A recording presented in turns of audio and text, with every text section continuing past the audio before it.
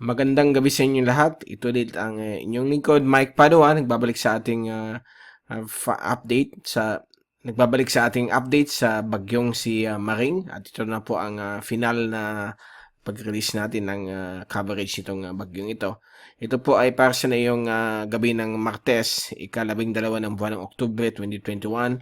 At itong Tagalog version ay pinaglilingkod sa inyo ng Typhoon 2000.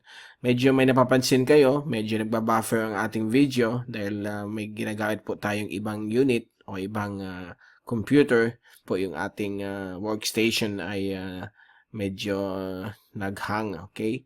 Nagkakaroon na ng problem sa pag-reboot. So, ayusin pa po yun. So, dito muna tayo.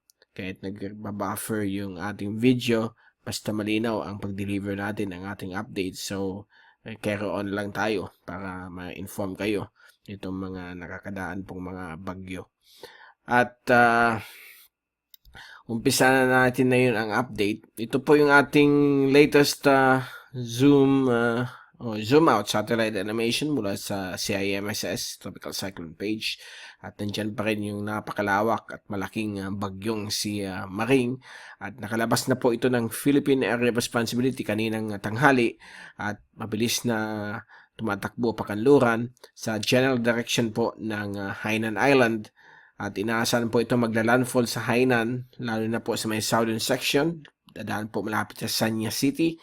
Ito po ay mangyayari within the next 24 hours. So kasalukuyan, ito po ay may hangin na hindi pa rin nagbabago, nasa 100 kilometro bawat oras malapit sa gitna. At ito po ay dumaan po sa forecasted track ng mga Asian agencies. Malapit na malapit po sa may coastal areas po ng Northern Cagayan at Ilocos Norte. At kagabi, ito po ay dumaan rin sa may Fuega Island. Okay, isa pang volcanic island po yan sa may Babuyan Group of Islands. So, napakalaki po ng kanyang sirkulasyon. Umabot po ng 1,700 kilometers yung hangin, yung abot ng hangin na 55 kph. At yung kanyang rain area ay umabot po ng 1,600 kilometers. Kaya po, ang lawak din ng paghikayat ng habagat. Halos buong Pilipinas ay affected po ng habagat dahil po sa paghigop po nitong bagyong si Maring, na kasalukuyan sa kaligitnaan na po siya ng South China Sea. Labas na po siya sa West Philippine Sea. At dito po sa labas ng ating bansa, meron tayong nakikitang umiikot dito sa may bisinidad po ng Guam. Panibagong LPA po yan, si 96W. At ito naman po si Namjoon. Kita po natin dito, si Namjoon ay inaasahan po itong gagalaw patungo po sa bukas na karagatan ng Western Pacific. So wala po itong epekto sa anumang bagay ng ating bansa. Ito naman po yung track ng bagyong si Maring. So dito po siya mag-landfall. Papakita namin sa inyo ang latest track mamaya. Ito po yung zoom in satellite animation mula sa windy.com. At nakita po ninyo napakalaking sirkulasyon ng bagyong si Maring. At ito po inaasahan pong tatahak patungo po sa direction po ng Hainan Islands. Dito po siya magla-landfall within the next 24 hours. Okay? So, yan po ang latest situation ng bagyong ito. At patuloy pa rin ang paghikayat po ng habagat. Okay? Kita po niyo ang paggalaw ng ulap affecting Mimaropa, Visayas, Mindanao at Bicol region, at gayon din po sa buong Luzon. So halos nationwide po ang epekto po nitong bagyong ito. Pag-epekto po ng habagat na hinihila po nitong bagyong ito. At ito yung tracking natin, yung final track kaninang tanghali. So lumabas na po siya ng Philippine Area Responsibility kaninang tanghali, at ito po ayan dito na po sa may malapit na po dumaan south of Hong Kong. At dito po siya magda-landfall gabi po ng Miyerkules o bukas ng gabi. Okay? And ito po yung tracks ng lahat ng agency na nag-agree na ito po ay magla-landfall po dito sa may Hainan Island.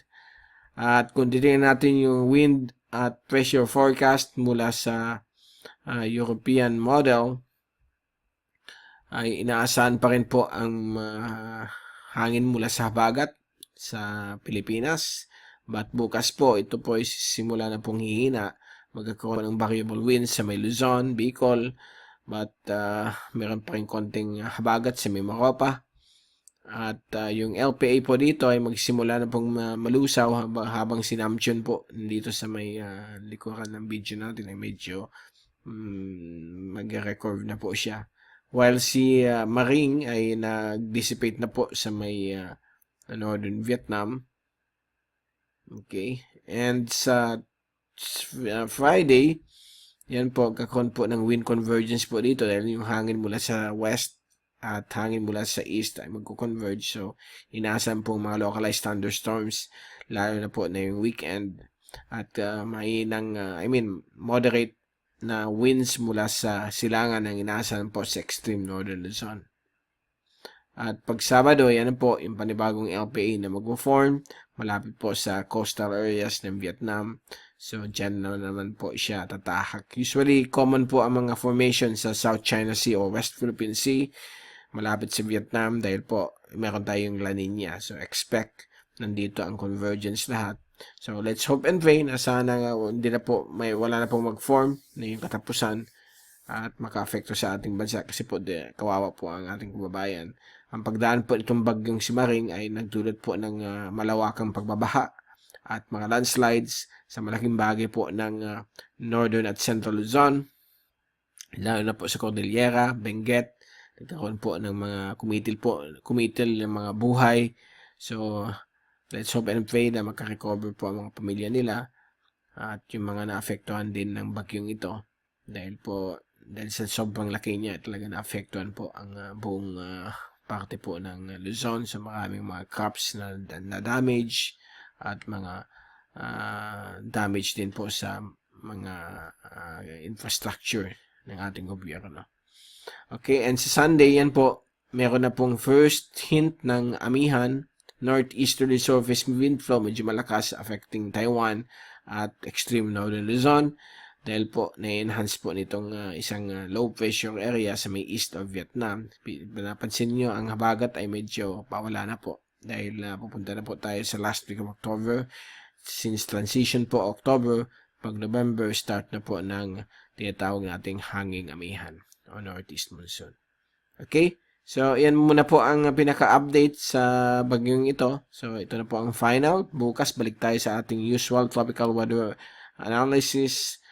MWF po yan. So, bukas and Friday, babalik ulit tayo upang bigay sa inyo ang latest sa ating panahon. So, yan muna po. Mula sa Typhoon 2000, ito si Mike Padua nagpapaalam. Mag-ingat po tayong lahat. Be #WithAWiser.